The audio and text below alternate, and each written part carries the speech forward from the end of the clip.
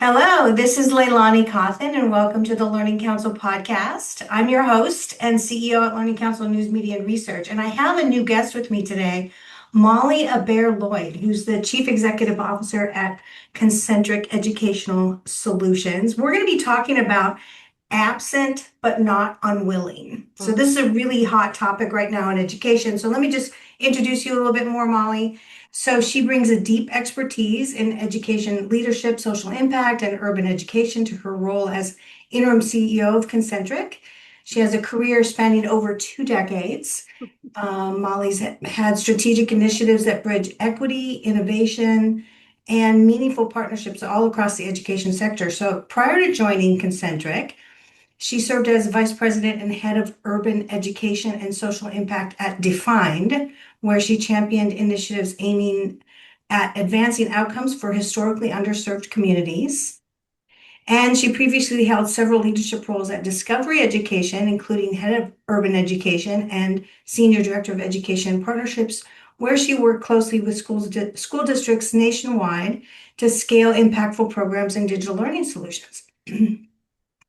So you hold a degree in business with a concentration in marketing from Texas A&M, where my nephew went, and you're widely respected for your thought leadership. So I'm going to enjoy this today. This is going to be a fun conversation. So let's get started with it. So Molly, tell me a little bit about what you got into this human-centered business from what you were doing with EdTech. What got you into this?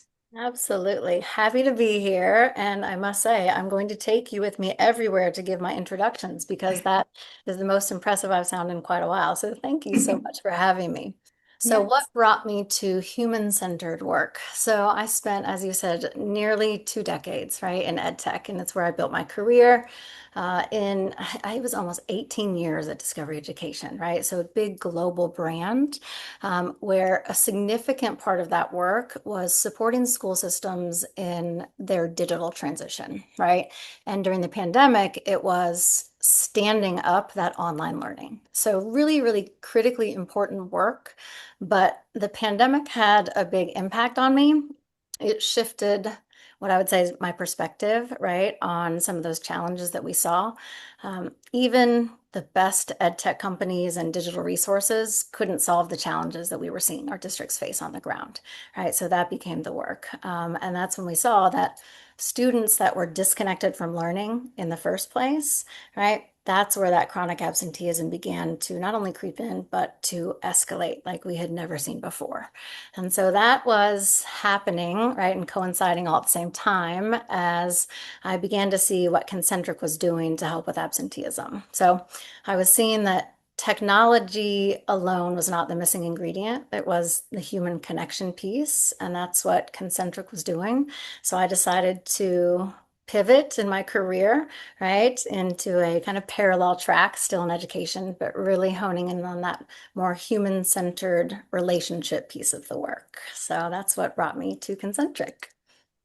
I like it. It seemed very fitting. I feel like I'm getting into a lot more conversations lately about the Mm. human side of things, like what it means to be really human. I feel like it's almost a balance because everyone's AI this and AI that on every conversation you're ever in. And so bringing this to the forefront, I'm really happy to be doing this. All right, so the state of chronic absenteeism today, what are the numbers? What's keeping kids from school? There's a lot of numbers around absenteeism. So we just recently published a white paper, right? And it was authored by Dr. Ivory Tolson, who is our chief of research at Concentric. And it's titled Redefining the Attendance Paradigm. And so what we did is we took attendance data from all of the home visits that we conducted over the last school year. So it was greater than 17,000 home visits and conversations with students and families. And so Mhm. some of those key stats and trends that I would say help to provide some insight into the scope of what we're dealing with, I would say probably three key findings. So first is that the national rate of chronic absenteeism has plateaued at a much higher rate than it was pre-pandemic. So if you look before the pandemic, our rates on chronic absenteeism were right around 15% of the student population nationally, right? Immediately after the pandemic, of course, we saw that peak at almost 31%, so almost double what it was pre-pandemic. And if you look at the most recent school year now, when we look at those numbers, that baseline has not returned to what it was, but instead it's resting at right around 24%, right? Or 1 in 5 students is still chronically absent. And so we've seen this plateau at a much higher rate. And then the trend across this data that we see is that it's deeply unequal based on income. All right, so when you look at high poverty schools, greater than 58% of those schools face the most extreme absenteeism, and they have greater than 30% of their student population gone, as opposed Mm. to the affluent schools, which has a rate of only 7%. Uh-huh. And our students of color, of course, right, are Native American students, Pacific Islander, Black, Latino students, along with English language learners and students with disabilities, vastly disproportionate rates are sharing that burden. So those are some of the three key trends that we are seeing across that data. When we talk about what's keeping our students out of school and where they are, so we think of those 17,000 home visits, we identified greater than 70 distinct barriers to attendance that our students and families were sharing with us. So everything from physical and mental health issues, family trauma, immigration status, transportation barriers, housing and food insecurity, lack of clean clothing, on and on and on and on, right? These are the challenges that our students and families are facing, where they're needing support with to overcome these things, as opposed to being punished for these types of things, truly needing assistance in overcoming these barriers. And I would also say that one of the striking things that we've seen with chronic absenteeism is the impact is so far reaching on the societal financial piece of this, right? So what the data shows us is that for every student that is chronically absent, there's an estimated cost associated with that for the societal burden of over $5,000. And when absenteeism turns into discipline, those costs skyrocket, right? So when you look at the average costs around a suspension per student, the costs are around $27,000, and an expulsion is even worse, sitting at almost $70,000 cost associated per student. So conversely, if we look at potentially increasing graduation rates of only 2 to 3%, that could yield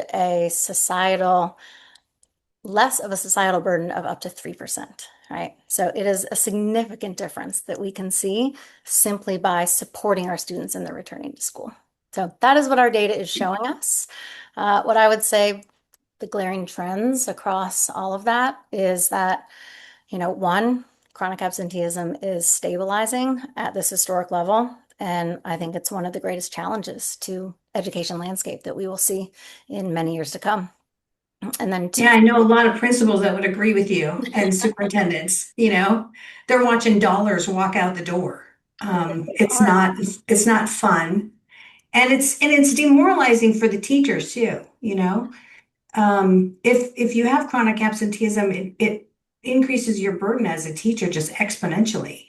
Um, all right, so with your deep background in ed tech, I'm curious as to your thoughts on the role of tech in fighting chronic absenteeism. What are your thoughts?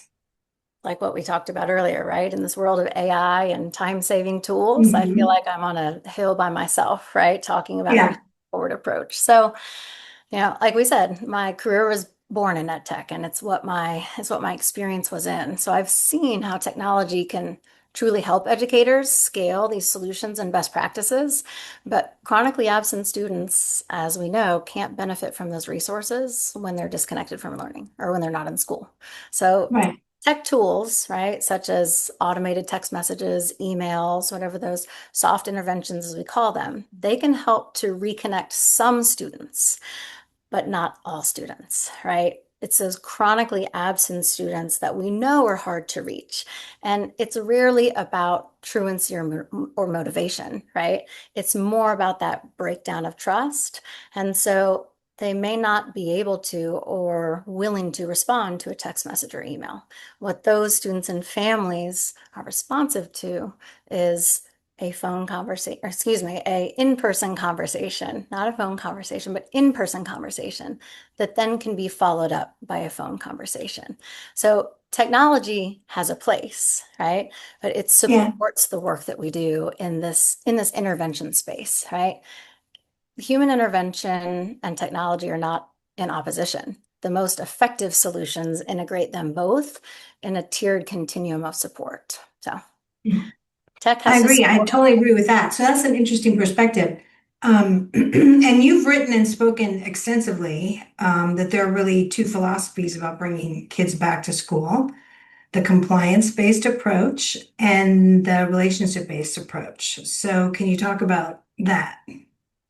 Happy to. I hate to oversimplify it, but after working and speaking with hundreds of schools across the country, we really see a distinction between approaches to attendance and absenteeism hinging on relationships, right? And so on one hand, we have what I call the punitive approach, one that is compliance based versus what we've talked some about already today, which is that more human-centered, empathetic, supportive approach, right? Responding to different challenges and barriers of chronically absent students with warnings or threats of punishment or having a uniformed truancy officer show up on your front porch, that's not actually removing the barrier that is keeping the student out of school. Instead, it's unintentionally at times communicating to families that the school may not understand the situation that the student or that the family is going through. So it can increase the distance between schools and families rather than help to close that gap. So that Oh, is, yeah. go ahead. Yeah. Yeah. And they actually make you feel like you're a little criminal and yeah, it's not positive. That's exactly Um, right. but I understand some of the knee-jerk reaction that leaders have. I mean, they've got to get their numbers up. They're thinking it's caring to be disciplinarian. I think a lot of times is Mhm. what they're thinking. Okay, so tell me a little bit more about what's happening as we transition to the summer break. So you've got some things that you're probably working on with schools and districts, and you've said that now's the time for districts to move quickly because the numbers are so high. Like 24% is just it's not tenable. Um, so why now? Like, why are we talking about this right now? So schools closed almost everywhere as of today, That's right. and they can be addressing this absenteeism over the summer. They probably should be because I know some of them even are in the realm of like trying to predict how many are going to come back, how many more they're going to lose to attrition, especially the voucher states. That's right. So yeah, so talk to me about that summer break. What do we do?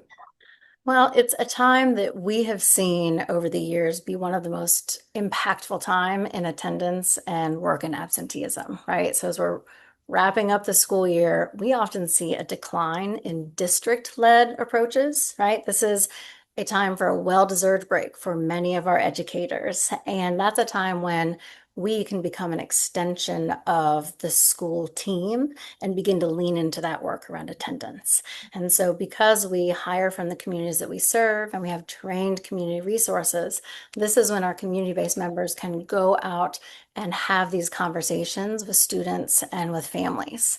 Not only is it the good time for the school system, but also for our students and families, it's a time in between school when some of that defensiveness, right, that you mentioned earlier, when that might Mhm. be at pause, right? Or when the students aren't already behind. And so it's a level playing field for many kids. And so we see an increase in willingness of students and families to engage in sharing conversations and in building relationships with us.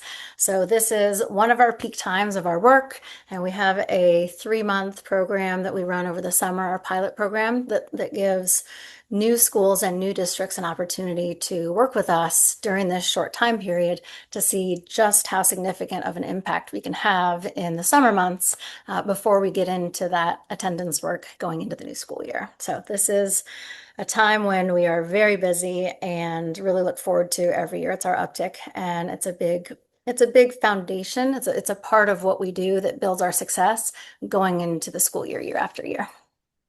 Of course. So you're inviting schools and districts to get a hold of you and start this conversation if they want to address absenteeism from the human side, which is fantastic. I really think you glossed over, though, something I'd like you to comment on, just if you could please, that the fact that Sure. you hire from the community. So Yes. this seems like it's smart, and I don't even know where you came up with that idea, but it's fantastic. So talk to me about that. Sure, I would love to. So, when we look at different approaches to chronic absenteeism, again, back to that technology piece, there are many resources out there that can provide soft touch interventions, phone calls, emails, right, to scale very easily through technology. But what's missing is that human component and that relational piece of conversations. And so, what we know is so important is when we're having conversations with students and families. Students need to feel connected in a safe space when they're having those conversations. So, hiring from the communities that we serve with people with shared lived experiences, similar backgrounds to our students and to our families who authentically understand where they're coming from in these communities is important. And so, we build these teams in all of our communities and we train our PSAs, which are professional student advocates. Those are our teams on the ground doing our home visits. And we train them under the leadership of Dr. Ivory Tolson, and then we deploy these teams throughout the communities that we serve to help encourage supportive, empathetic conversations. So it's a unique model, I would say, right, to doing this work. It's always hard to scale human-oriented solutions, but it is what makes the difference in ensuring that students and families feel safe and in helping bridge that connection of relationships with schools and families. Yeah, I agree. If I was a principal or superintendent, I'd want to be on that because I'd like the numbers, right? I'd like to see the outcomes and work with you guys. Well, this has been really delightful. I mean, just the data is kind of mind-blowing. It's so different than it used to be. So thank you. Thank you for being with me today, Molly Hebert Loyd, CEO at Concentric. And hopefully people can look you up and find out more. And thank you for being with me. I would welcome that, and I appreciate the opportunity to be here. So thank you for having me. All right. Well, this has been your host, Leilani Cawthon. Keep listening, keep learning.